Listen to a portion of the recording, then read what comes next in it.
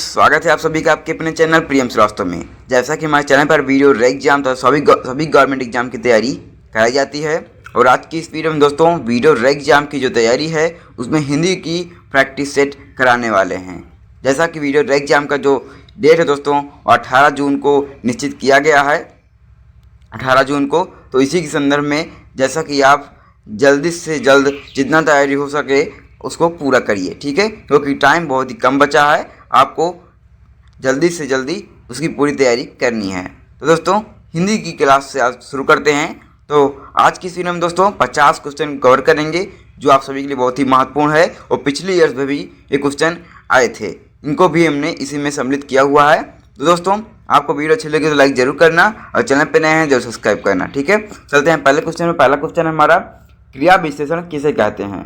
क्रिया विशेषण किसे कहते हैं दोस्तों? तो उत्तर है इसका, जिन शब्दों से क्रिया की विशेषता का ज्ञान होता है उसे क्रिया विशेषण कहते हैं, ठीक है। जिस शब्दों से क्रिया की विशेषता का ज्ञान होता है उसे क्रिया विशेषण कहते हैं, जैसे यहाँ, वहाँ, अब तक आदि, ठीक है।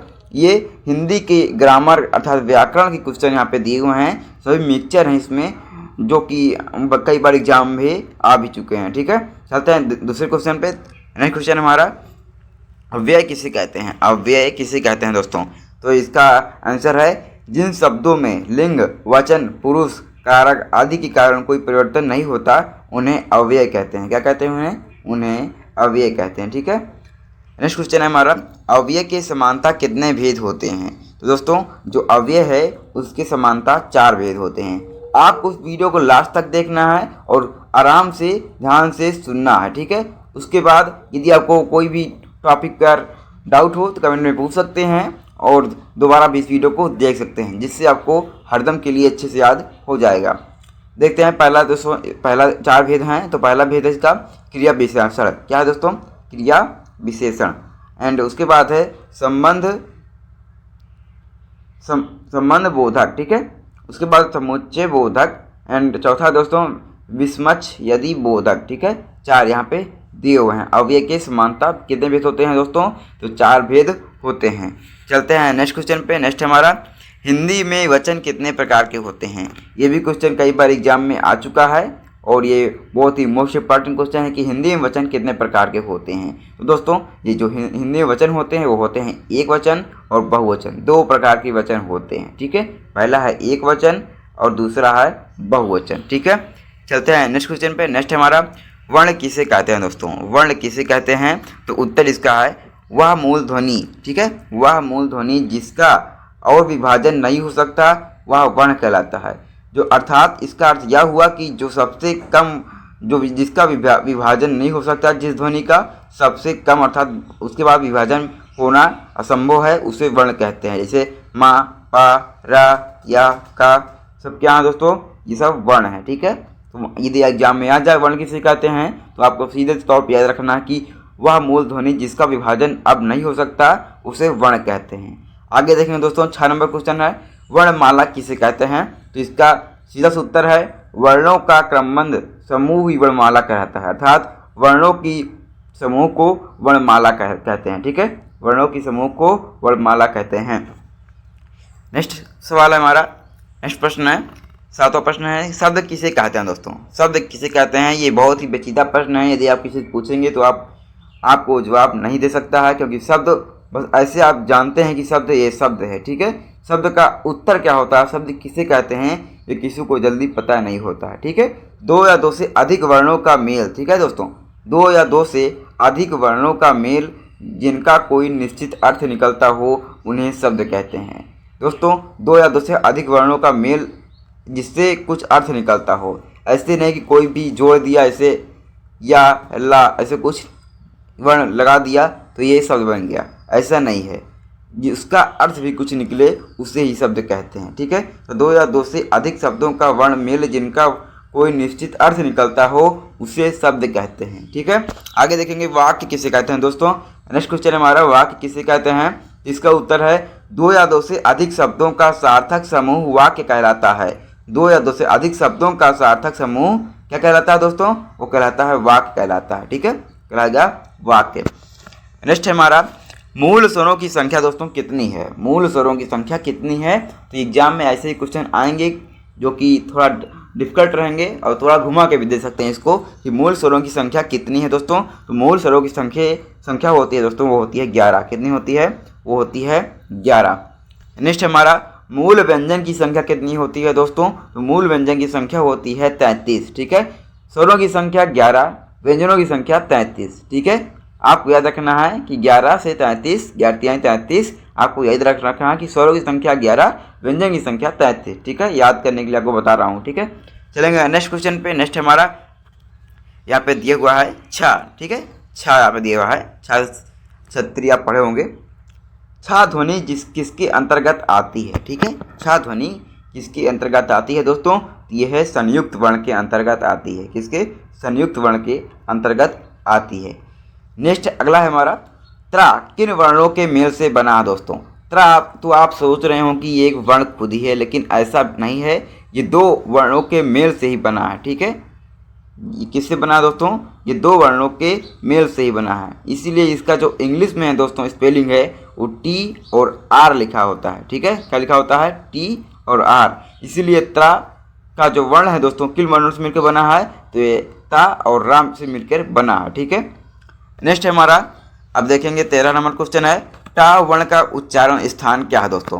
टा वर्ण का उच्चारण स्थान क्या है, तो इसका उच्चारण स्थान दोस्तों वो है मूर्धा। क्या दोस्तों, वो है मूर्धा। ठीक है, आगे देखेंगे दोस्तों 14 नंबर क्वेश्चन है फा का उच्चारण स्थान क्या है। तो फा का जो उच्चारण स्थान है दोस्तों वो है दंतोष्ठय। क्या है, दंतोष्ठय। यदि आप फा बोलेंगे तो आपका दांतों से होकर ये ध्वनि निकलता है, इसीलिए दंतोष्ठय इसको बोला जाता है। ठीक है, आगे देखेंगे नेक्स्ट क्वेश्चन हमारा यहाँ पे दिया हुआ है सा एंड दिया हुआ है सा और श्रोता वाला सा, फिर है हा, व्यंजन कहलाते हैं। कौन सा व्यंजन कहलाते हैं दोस्तों, तो इसका उत्तर है ऊष्म व्यंजन कहलाते हैं। क्या कहलाते हैं, जितने भी सा हा ये होते हैं जिसके ऊपर हलंत लगा होता है वो होते हैं ऊष्म व्यंजन। क्या होते हैं दोस्तों, वो होते हैं ऊष्म व्यंजन। ठीक है, आगे देखेंगे या रा लावा व्यंजन को कहते हैं। तो इसे क्या कहते हैं दोस्तों, इसे कहते हैं अंतरस्थ व्यंजन। क्या कहेंगे, अंतरस्थ व्यंजन। ठीक है, ये दोनों क्वेश्चन आप सभी के लिए बहुत ही महत्वपूर्ण है, क्योंकि ये क्वेश्चन हिंदी के लिए बहुत ही महत्वपूर्ण है। ठीक है, आपके एग्जाम के लिए बहुत ही महत्वपूर्ण है। ये क्वेश्चन कई बार एग्जाम में आ चुका है, इसको जरूर देख लीजिए। जो ऐसे के क्वेश्चन यहाँ पे दिए हुए हैं कि व्यंजन कहलाता है, तो कौन सा व्यंजन कहलाता है। आगे देखेंगे दोस्तों का से माँ तक के व्यंजनों को कहा जाता है। तो उसको क्या कहा जाता है, यहाँ पे हम थोड़ा डिफिकल्ट नहीं बता रहे हैं, लेकिन एग्जाम में इससे भी डिफिकल्ट आ सकता है क्वेश्चन, इसी को घुमा फिरा के आपको देगा। का से माँ तक के व्यंजनों को क्या कहा जाता है दोस्तों, तो उसे कहा जाता है स्पर्श व्यंजन। क्या कहेंगे दोस्तों, उसे कहेंगे स्पर्श व्यंजन। ठीक है, स्पर्श व्यंजन। नेक्स्ट क्वेश्चन हमारा घोष का अर्थ है। ठीक है, घोष का अर्थ क्या होता है। यदि आपको एग्जाम में ऐसे क्वेश्चन आ गया तो आप समझ नहीं पाएंगे घोष है क्या। तो दोस्तों घोष पता नहीं जो हो भी हो, लेकिन आपको अर्थ याद करना है कि घोष का अर्थ होता है नाद। क्या होगा, घोष का अर्थ होता है नाद। ठीक है, चलेंगे अगले क्वेश्चन पे। नेक्स्ट हमारा जिन ध्वनियों के उच्चारण में श्वास जिह्वा के दोनों ओर से निकल जाती है वो क्या कहलाती है दोस्तों। यहाँ पे दिया हुआ है, फिर इस क्वेश्चन को पढ़ते हैं। जिन ध्वनियों के उच्चारण में श्वास जिह्वा के दोनों ओर से निकल जाती है वो क्या कहलाती है दोस्तों। यदि आप कोई से ऐसा ध्वनि बोलेंगे जिससे आपका जो श्वास है जिह्वा के दोनों ओर से निकल जाती है, श्वास और जिह्वा के दोनों ओर से निकल जाती है दोस्तों, तो वह क्या कहलाती है, वो कहलाती है पार्श्विक। ठीक है, क्या कहलाएगी, पार्श्विक। ठीक है, नेक्स्ट हमारा आ स्वर कहलाता है दोस्तों। जो आ स्वर है वो क्या कहलाता है, वो कहलाता है विविध स्वर। क्या, विविध स्वर। ये सभी क्वेश्चन आप सभी के लिए बहुत ही महत्वपूर्ण हैं, और अभी तक आप चैनल पर बने हैं दोस्तों जरूर सब्सक्राइब कर लें, और वीडियो अच्छी लगी हो तो लाइक जरूर करें दोस्तों, क्योंकि आपके लाइक से हमें मोटिवेशन मिलती है और भी अच्छी और आप सभी के लिए यूजफुल वीडियो बनाने के लिए। ठीक है, तो लाइक जरूर कर दीजिएगा दोस्तों, और सब्सक्राइब भी कर दें, क्योंकि ऐसे ही सभी जानकारियाँ हमारे चैनल पर आपको तैयारियाँ भी और सभी नोटिफिकेशन आपको समय से पहले आपको दी जाती है। ठीक है, आगे देखेंगे फर्स्ट स्वर है दोस्तों। फर्स्ट स्वर क्या है, तो फर्स्ट स्वर दो है वो ई और बड़ा आ है। ठीक है, छोटी ई और बड़ा आ है। ठीक है, छोटी ई और बड़ा आ है फर्स्ट स्वर। ठीक है, आगे देखेंगे अग्रस्वर क्या है दोस्तों, तो अग्रस्वर जो है वो है ऐ, ठीक है। ऐ जो आप जानते होंगे, ऐसे आप लोग पढ़े होंगे ऐसे ऐनक, ठीक है। अग्रस्वर है ऐ, ठीक है। आगे देखेंगे दोस्तों, यहाँ पे दिया हुआ है 23 नंबर क्वेश्चन है, स्रा व्यंजन किन दो व्यंजनों से मिलकर बना है, ठीक है। स्रा व्यंजन किन दो व्यंजनों से मिलकर बना है, तो यहाँ पे जो दिया हुआ है वो है सिटी वाला सा दिया हुआ है और रा, सा और रा से मिलकर बना है स्रा, ठीक है। क्या दिया हुआ है, सा और रा से मिलकर बना है स्रा, ठीक है। इन दो व्यंजनों से मिलकर बना है। यदि आप ध्यान से एक बार यदि आप उस वर्ण को ध्यान समझेंगे तो आपको कुछ ऐसे भी ये उत्तर इसका आ सकता है, ठीक है। 24 नंबर क्वेश्चन देखेंगे दोस्तों, डा और ढा का व्यंजन वर्ग है, ठीक है। डा और ढा का व्यंजन वर्ग है दोस्तों, तो कौन सा है, इसका उत्तर है मूर्धन्य उत्पिक्षिप्त, ठीक है। मूर्धन्य उत्क्षिप्त, ठीक है। चलेंगे अगले क्वेश्चन पे। अगला क्वेश्चन हमारा, और ये मोस्ट इम्पॉर्टेंट क्वेश्चन भी है कि ओम के ध्वनि के उच्चारण में, ठीक है, ओम के ध्वनि के उच्चारण में स्वर का कौन सा रूप प्रकट होता है दोस्तों। स्वर का कौन सा रूप प्रकट होता है, तो है दोस्तों प्लुप्त स्वर। कौन है, ये होता है प्लुप्त स्वर, ठीक है। प्लुप्त स्वर, ठीक है। आगे देखेंगे, सघोष वर्णों का सही वर्ग है। सघोष वर्णों का सही वर्ग है दोस्तों, तो यहाँ पे दिया हुआ है डा और ढा जो है वो सघोष वर्णों का सही वर्ग है, ठीक है। क्या है, सही वर्ग है। चलते हैं अपने नेक्स्ट क्वेश्चन पे। नेक्स्ट हमारा, भ्राता का भाववाचक शब्द क्या होगा दोस्तों। भ्राता जो अर्थात इसको संस्कृत में भाई कहते हैं, तो भ्राता का भाववाचक शब्द क्या होगा, तो इसका उत्तर होगा भ्रातृत्व। क्या होगा, भ्रातृत्व। क्या होगा दोस्तों, भ्रातृत्व, ठीक है। देखेंगे अगले क्वेश्चन पे, सीमा दौड़ती है दोस्तों। सीमा दौड़ती है, यहाँ दौड़ती है कैसी क्रिया है, सकर्मक है कि अकर्मक, ठीक है। पिछली वीडियो में हमने यहाँ पे हिंदी का एक वीडियो बनाया था, उसमें आपको बताया था कि सकर्मक किसे कहते हैं और अकर्मक किसे कहते हैं, ठीक है। यदि आपको अभी भी डाउट है तो इसके ऊपर हम जल्द ही एक वीडियो आपको बना देंगे, जिसमें आपको क्रिया से संबंधित सभी डाउट क्लियर हो जाएंगे। सीमा दौड़ती है, यहाँ दौड़ती कैसी क्रिया दोस्तों, यह है कर्मक क्रिया। क्या है दोस्तों, वो है अकर्मक क्रिया, ठीक है। आगे देखेंगे, आशुतोष ने कहा कि मैं पढ़ूंगा, ठीक है। आशुतोष ने कहा कि मैं पढ़ूंगा, इसमें कि मैं पढ़ूंगा क्या है, ठीक है। इसमें जो लिखा है कि मैं पढ़ूंगा, ये क्या है दोस्तों, यह है संज्ञा उपवाक्य। क्या है दोस्तों, यह है संज्ञा उपवाक्य, ठीक है, संज्ञा उपवाक्य। चलेंगे नेक्स्ट क्वेश्चन पे। नेक्स्ट हमारा, सोना चांदी और तेल पानी किस प्रकार के संज्ञा शब्द हैं, ठीक है। सोना चांदी और तेल पानी किस प्रकार के संज्ञा शब्द हैं दोस्तों, तो यह इसका उत्तर है द्रव्यवाचक शब्द हैं, ठीक है। क्या हैं, द्रव्यवाचक शब्द हैं। और ये भी क्वेश्चन आपके एग्जाम में 90% आ सकता है कि सोना चांदी और तेल पानी किस प्रकार के संज्ञा हैं दोस्तों, क्योंकि ऐसे ही घुमावदार और पेचीदे प्रश्न आप सभी को देते हैं एग्जाम में, ताकि आप उसमें नेगेटिव मार्किंग कर दें और आपका नंबर कट जाए, ठीक है। द्रव्यवाचक होगा, आप इसका नाम भी अभी तक नहीं सुने कि द्रव्यवाचक क्या होता है, ठीक है, तो इसको जरूर याद कर लीजिएगा। चलते हैं अगले अपने नेक्स्ट क्वेश्चन पे। नेक्स्ट हमारा, कृपाण का विलोम शब्द क्या होगा दोस्तों। अब विलोम शब्द की बात कर लेंगे तो कृपाण का विलोम शब्द क्या होगा, तो कृपाण का जो विलोम शब्द है दोस्तों वो है दानी, ठीक है। कृपाण का विलोम शब्द होगा दानी, ठीक है, और दानी का कृपाण, ठीक है। यहाँ आपको दोनों ही कवर करने होंगे। मान लिया आपको दानी दे देंगे तो आप कृपाण भूल जाएंगे, ठीक है।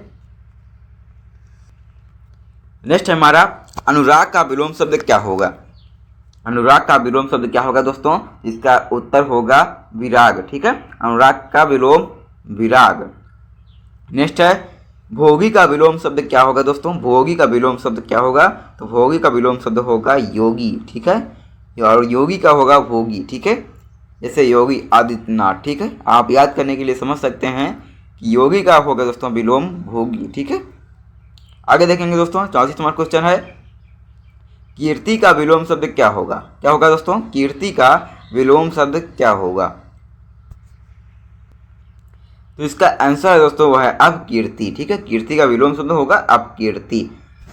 तो दोस्तों आज चलते हैं अपने नेक्स्ट क्वेश्चन पे। नेक्स्ट हमारा, स्थूल का विलोम शब्द क्या होगा दोस्तों। स्थूल का होगा सूक्ष्म। क्या होगा, स्थूल का होगा सूक्ष्म। स्थूल का विलोम शब्द सूक्ष्म। नेक्स्ट हमारा, शीर्ष का विलोम शब्द क्या होगा दोस्तों, तो शीर्ष का होगा तल, ठीक है। शीर्ष का विलोम शब्द तल। नेक्स्ट है, शोषक का विलोम शब्द क्या होगा? तो शोषक का विलोम शब्द शोषित। ठीक है दोस्तों, शोषक का विलोम शब्द शोषित। नेक्स्ट है मृदु का विलोम शब्द क्या होगा? तो मृदु का विलोम शब्द होगा कटु। ठीक है, क्या होगा? मृदु का विलोम शब्द कटु।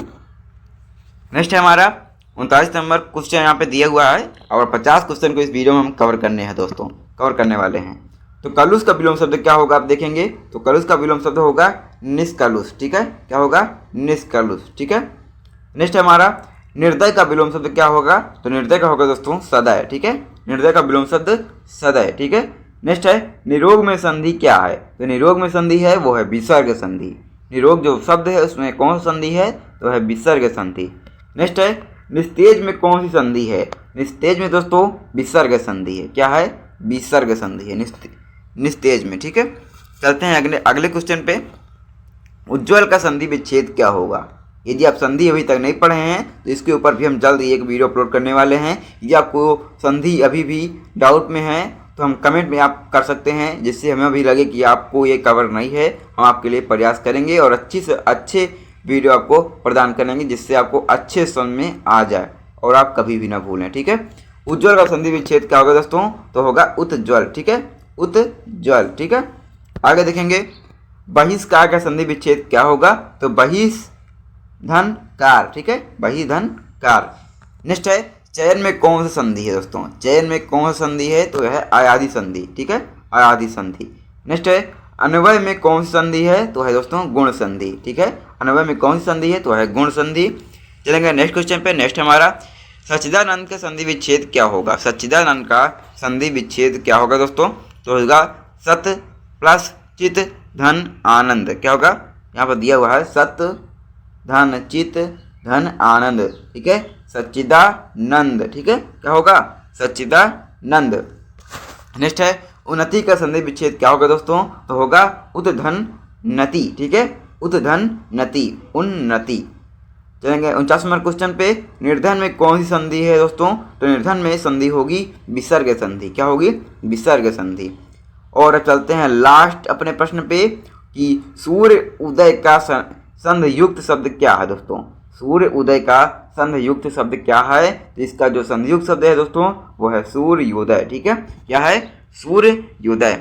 दोस्तों आज के लिए बस इतना ही। वीडियो आपको अच्छा लगी हो तो जरूर लाइक करें, चैनल पे नए जरूर सब्सक्राइब करें और आपको कोई भी डाउट हो तो कमेंट में पूछ सकते हैं, हम उसका रिप्लाई जरूर देंगे। और आपको जिस भी टॉपिक पर वीडियो चाहिए आप कमेंट में कर सकते हैं, जिससे हम जल्द से जल्द उस टॉपिक पर भी आपको वीडियो दे सकें। मिलते हैं नेक्स्ट वीडियो में, तब तक के लिए जय हिंद, जय भारत, वंदे मातरम।